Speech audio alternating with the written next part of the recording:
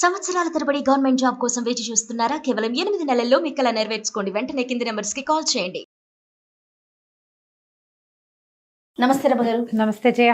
రమగారు, ఒక 3-4 ఏళ్ళు ఓదర కొట్టేస్తాం ఒక విషయాన్ని. అది మనకి ఈ జనరేషన్కి సాధ్యమేనేమో బహుశా. అంతే, ఒకే విషయాన్ని గురించి చాలా సంవత్సరాలు మాట్లాడేసుకున్నాం. అర్థమైపోయింది మీకు కూడా. కోవిడ్ మళ్ళీ వస్తోంది, తగిన జాగ్రత్తలతో ఉండాల్సిన అవసరం ఉందని ఓన్లీ అవేర్నెస్తో అండి కొంతమంది డాక్టర్స్తో ఇంటర్వ్యూలు అయితే చేసి అందిస్తున్నాం మనం. ఎందుకంటే నార్మాలిటీకి వచ్చేసాం కదా, క్యాజువల్గా ఉండేస్తున్నాం.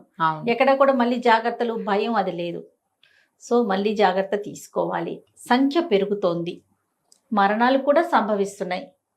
దాంతో సీజన్ కూడా చేంజ్ అయిపోయింది. చూడండి రమ్మగారు, అప్పుడే డ్రాస్టిక్. ఈసారి ఎందుకో నాకు ఎండాకాలమే లేదు. అవునండి, తొందరగా మనకు అనిపించలా. అవును, కానీ ఢిల్లీ, చెన్నై, విజయవాడ వాళ్ళకందరికి ఉంది ఎండ. వాళ్ళకి ఎప్పుడు ఉంటాయి ఎండలు, మనకి లేదు. మనకి లేదు. విసుగ్గా ఉంది వెదర్. అవును, అటు ఎండ కాదు, ఇటు వాన కాదు, ఏంటో బంకలాగా బెజవాడలో ఉన్నట్టుగా చెమటలు పోసి అవును విరక్తి కలిగిస్తుంది. డాక్టర్ గారు ఏమన్నారు రమ్మగారు కోవిడ్ గురించి? అంటే మిగిలిన వైద్య విధానాలు వేరు, హోమియో వైద్య విధానం వేరు కదా జయ. వాళ్ళు ఏం భయపడరు. ఈవెన్ కోవిడ్ లో కూడా ఆయన చాలా కేసులు చేశారు, ఎవరిని టెస్ట్ చేయించలేదు. సిమ్టమ్స్ కనపడితే సిమ్టమాటిక్ గా వెళ్తుంది కదా వైద్యము.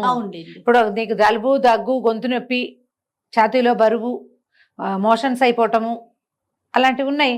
వీటి సిమ్టమ్స్కి మందు 5 days మ్యాక్సిమం, అంతే. 5వ రోజుకి నార్మల్కి వచ్చేస్తారు, ఏం భయం లేదు. హోమియో డాక్టర్కి అయితే ఏ భయం లేదు. ఆయన కోవిడ్కి అసలు ఇంపార్టెన్సే ఇవ్వరు. వచ్చిన పేషెంట్ని ముట్టుకుంటారు. ఐసోలేషన్ లాంటివి ఆనాడే చేయలేదు, ఇప్పుడు అసలు లేదు, ఏం లేదు. మనకి జ్వరమో ఉన్నాయి.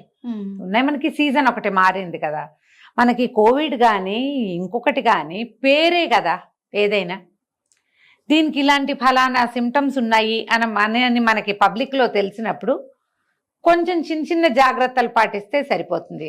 ప్రతి చోటకి వెళ్తాం, గుంపులోకి వెళ్ళిపోవటం, తర్వాత ఏమో ఏదైనా మనకి బాగులేదనుకో మనం నలుగురిలోకి వెళ్ళకుండా ఉండటం మంచిది. ఇప్పుడు ఐసోలేషన్ అని గదిలో కూర్చొని నువ్వు తలుపేసుకుని ఆక్సిమీటర్ పెట్టుకుని చచ్చిపోవాల్సిన పని అయితే లేదు, భయపడి చావక్కర్లేదు.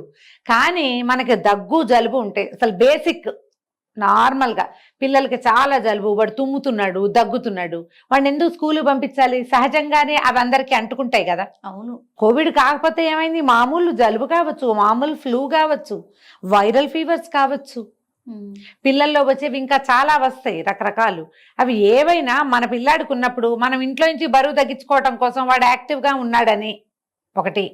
రెండోది, మనకి ఇంట్లో ఇబ్బంది లేకుండా, మన ఉద్యోగాలకు ఇబ్బంది లేకుండా పిల్లల్ని స్కూల్కి గనక పంపించామంటే అది ఇంకో 20-30 మంది పిల్లలకి అంటుతుంది. క్లోజ్డ్ రూమ్స్లో ఉంటారు, ఇది ఒక ప్రాబ్లమా? మనకే దగ్గు, జలుబు ఉన్నాయనుకో, మనం ఆఫీసులకి వాటికి ఫ్రీగా వెళ్ళిపోతాం. ఇప్పుడు మన స్టూడియో ఉంది, ఇక్కడ స్టూడియో ఇంత చిన్న ప్లేస్, మనం దగ్గుతూ తుమ్ముతూ నువ్వో నేనో పోనీ సాయో ఉన్నామనుకో, మిగిలిన ఇద్దరికి ఇన్ఎవిటబుల్ కదా, తప్పించుకోలేము మనం, ఆటోమేటిక్గా వచ్చేస్తుంది. ఈ పూట కనపడిపోతే రాత్రికో రేపొద్దుటికో కనపడుతుంది. ఇమ్యూనిటీ లెవెల్స్ బాగా ఎక్కువగా ఉన్న వాళ్ళకి అంత వెంటనే రాదు, కానీ సాధారణంగా అంటుకునే అవకాశమే ఉంది. కాబట్టి ఒకవేళ మీకే దగ్గో, జలుబో, మన ఇంట్లోనే పొట్ట బాగుండని సిమ్టమ్స్ ఏమైనా కనపడి ఫీవర్ ఉంటే కనుక అంతగా నలుగురిలోకి వెళ్ళిపోకండి. ఈ రోజులో మనం ఈ జాగ్రత్త పాటిస్తే చాలు. పిల్లల్ని నలుగురిలోకి పంపించద్దు, పెద్ద ఐసోలేషన్ చేయాల్సిన పని కాదు. గుంపులోకి వెళ్ళకుండా ఉంటే సరిపోతుంది. మన ఇంట్లో మనం మామూలుగా తిరగచ్చు. ఇది వరకు చేసినవే కొంచెం శుభ్రంగా చేతులు కడుక్కోవటం, ప్రతి వాళ్ళకి హగ్గులు, షేక్ హ్యాండ్లు ఇవ్వకండి. దీన్ని ఎలా మార్చాలో రమ్మగారు? అంటే తప్పేమో బహుశా ఇప్పుడున్న వాళ్ళకి మార్చడం ఏంటి, ఇదేం తప్పు, మీరేంటి వెనకబడి ఉన్నారని అనుకుంటారేమో, కానీ ప్రతి ఒక్కరికి చేయిస్తామమ్మా. ప్రతి గుళ్ళో, గోపురంలో, రోడ్డు మీద ఎక్కడికెళ్ళు ప్రతి వాళ్ళు చేయిస్తారు. కొంతమంది ఆపేక్షగా చేతులు పుచ్చుకుంటారు, కాదనిలేము. ఎవరో ఒకరిని కాదంటే వాళ్ళకి సంవత్సరాల తరబడి నా మీద కోపం వస్తుంది. ఎంతమందికి ఇవన్నీ చెయ్యి, అసలు ఏమిటో నాకు ఉండుండి దేంతో బెణుకుతుంది జయ, అది భలే ప్రాబ్లము నిజంగా. ఏదైనా పట్టుకుని లేవదీసినప్పుడు బరువు ఎత్తేననుకో కలుపుకోమంటుంది ఇక్కడ, ఇగో ఈ పార్ట్, ఇది ఒక చిన్న, ఈ నెర్వ్ కూడా చిన్నగా వాచిపోయినట్టు అయిపోతుంది నాకు. ఈ షేక్ హ్యాండ్లు అవి మానేసుకోవాలి. కాస్త ఈ రోజుల్లో జాగ్రత్తగా ఉండండి. మనకు అంత చాలా జాగ్రత్త కాదు, కొద్దిపాటి జాగ్రత్తలు, కొంచెం హైజీన్ పాటించడం, ఎక్కువ మంది సమూహంలోకి వెళ్ళకుండా ఉండటం, క్లోజ్డ్ ఏరియాస్లోకి వెళ్తే కనుక మన జలుబో దగ్గో ఇతరులకి అంటుకుంటుంది. సాధ్యమైనంత బయట తినద్దు, ఎస్. ఇది ఒక పాయింట్. నీళ్లు పెంచుకోవడం అనేది అసలు ఎప్పటికీ అవసరం కదా, ఎప్పటికీ అవసరం. ఇప్పుడు జనరల్ గా ఇమ్యూనిటీ అంటే మనం ఎక్కడ ఏమీ తినకుండా ఉండటం కాదు ఇమ్యూనిటీ. ఎక్కడ ఏం తిన్నా మనకి ఏమీ రాకుండా ఉండటం అది. అంటే ఇప్పుడు మామూలుగా మనం రోజువారీ చేసేది వేరు, ప్రస్తుత పరిస్థితి బాగులేదు కాబట్టి అంతగా జంక్స్ అవి వెళ్ళకండి, ఎక్కువగా జంకల్కి వెళ్ళదు. ఏ పెళ్లికో పేరెంటానికి వెళ్తే తప్పదనుకో, అంతేగా, అది తప్పదు కదా. కొంచెం హాట్ వాటర్ అలాంటి జాగ్రత్తలు పాటించండి. కానీ సీజన్ ఇంకా వేడి నీళ్లు తాగే సీజన్ కాదు ఇది, వేడి నీళ్ళ సీజన్ కావట్లేదు ఇంకా. కాలం మారింది కానీ పెదరైతే మారింది, కానీ మనం వేడి నీళ్ళు స్నానం చేస్తే భరించలేనట్టుగా ఉంది హైదరాబాద్ లో. అయితే చన్నీళ్ళే పోసుకోవాల్సి వస్తుంది. కొద్దిపాటి కేరింగ్ ఉంటే చాలు.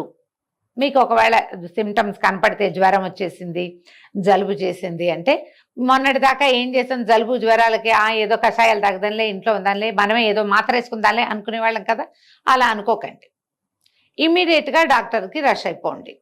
ఏదో చిన్న కోర్స్ పెడతారు, పర్వాలేదు. హోమియో డాక్టర్ దగ్గరికి అయితే హాయిగా వెళ్ళిపోండి ధైర్యంగా, ఏ ప్రాబ్లము లేదు.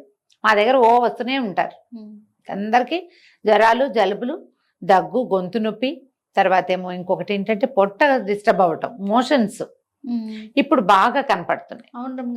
మోషన్స్ కనిపిస్తున్నాయి. తర్వాత కంటి మీద కురుపులు, స్టై రావటం, అవి కూడా. అంటే మామూలుగా మనం ఏమనుకుంటాం, ఎండాకాలం కదా, ఇప్పుడు మనం బాగా ఆవకాయలు, మామిడి పళ్ళు, పచ్చి మామిడికాయలు అవి తినేయటం, మంచినీళ్ళు తాగేయటం చేస్తాం. దాంతో కొంచెం ఓవర్ హీట్ చేసి వస్తుంది అనుకుంటాం. కానీ ఇప్పుడు కనపడుతున్నవి మాత్రం అవి కనిపిస్తున్నాయి బాగా. హాయిగా డాక్టర్ని చూసుకోండి, కంగారు పడి ప్యానిక్ అవ్వాల్సిన అవసరం లేదు. ప్యానిక్ కాకుండా ఉంటే ఇది మామూలుగానే వెళ్ళిపోతుంది. నిన్న మొన్నటి దాకా మనకు వచ్చిన రకరకాల దగ్గులు, జలుబులు లాంటివే ఏవైనా మరణాలు నువ్వు అన్నట్టు సంభవిస్తే అది దీనివల్లే కాకపోవచ్చు, వాళ్ళకి ఇంకేమైనా కాంప్లికేషన్స్ కూడా ఉండొచ్చు. అదేలేండి, సివియర్గా వచ్చి సమయానికి వైద్యం అందక వాళ్ళకి ఇంకేదైనా లోపల కాంప్లికేషన్స్ ఉంటే ++, 5-6+ అయినాయంటే అలా అయ్యి జరిగి ఉండొచ్చు. కానీ మనం అంత భయపడక్కర్లేదు, కానీ జాగ్రత్తగా ఉండటం మంచిది. ఇంతకంటే పెద్దగా చెప్పగలిగేదైతే ఏం లేదు. ఇప్పుడు మళ్ళీ ఇదివరకట్లాగా ఎంతసేపు చేతులు కడుక్కోండి, ఇంట్లోకి వచ్చిన ప్రతి వస్తువు కడగండి, ప్రతిదీ స్టీమ్ చేయండి, అంత భయపడక్కర్లేదని అనిపిస్తుంది. ఏదైనా కొంచెం ధనియాలు, కరివేపాకు అలాంటివి, కషాయాలు లాంటివి తాగటం అవి స్టార్ట్ చేయండి కొద్దిగా. మనకి ఎట్లాగో వర్షాలు వస్తాయి, ఇప్పుడు మాన్సూన్స్ మొదలవుతాయి కదా. మాన్సూన్స్ కాలంలో వేప చెక్క కషాయం కానీ, కరివేపాకు కషాయం, ధనియాలు, మిరియాలు, అల్లము వేసిన కషాయము, తులసి కషాయము అలాంటివన్నీ కూడా చిన్నగా కొద్దిగా తీసుకుంటే ఏంటంటే ఇమ్యూనిటీ డెవలప్ అవుతుంది, లంగ్స్కి బలం, తర్వాత పొట్టకి కొంచెం మంచిది, గట్ హెల్త్కి మంచిది. ఇవన్నీ అవసరం కాబట్టి చేయటమే. ఇప్పుడు సీజనల్ గా ఫ్లూస్ అనేవి కామన్ కదా రమ్మగారు. దీని మీద మనం ఫైట్ చేయాలంటే మనం చేయాల్సిందల్లా ఇమ్యూనిటీని స్ట్రాంగ్ చేసుకోవటమే, అంతే కదా. అంతే. దానికి బేసిక్ రూల్ ఏంటంటే చన్నీళ్ళతో స్నానం చేయటం, కొంచెం ఎక్సర్సైజు, ఫుడ్ డైజెస్టివ్గా ఉండే ఫుడ్స్ తీసుకోవటం జాగ్రత్తగా. అరుగుదలకి రాని పదార్థాలు తీసుకుంటే 3-4 రోజులు బాగా అరగం లేదనుకో, జలుబు అవి మొదలైపోతాయి, ఫ్లమ్ చేరిపోతుంది. ఆటోమేటిక్గా అది కొత్త బ్యాక్టీరియాలని పిలుస్తుంది, ఈ ఫ్లమ్ లోపల చేరింది. ఎందుకో ఆ పని చేయటం కొంచెం జాగ్రత్తగా ఉంటే సరిపోతుందిగా. సీజన్ బాగులేదు, ఇలాంటి అనుమానాలు ఉన్నాయని మనం నేషనల్ వీటిలలో కనపడుతున్నప్పుడు ఛానల్స్లో కనిపిస్తోంది, చెప్తున్నారు. కొద్దిగా చిన్న కేరింగ్, కాస్త జాగ్రత్త పడితే సరిపోతుంది. రైట్ రమ్మగారు, నమస్తే. నమస్తే.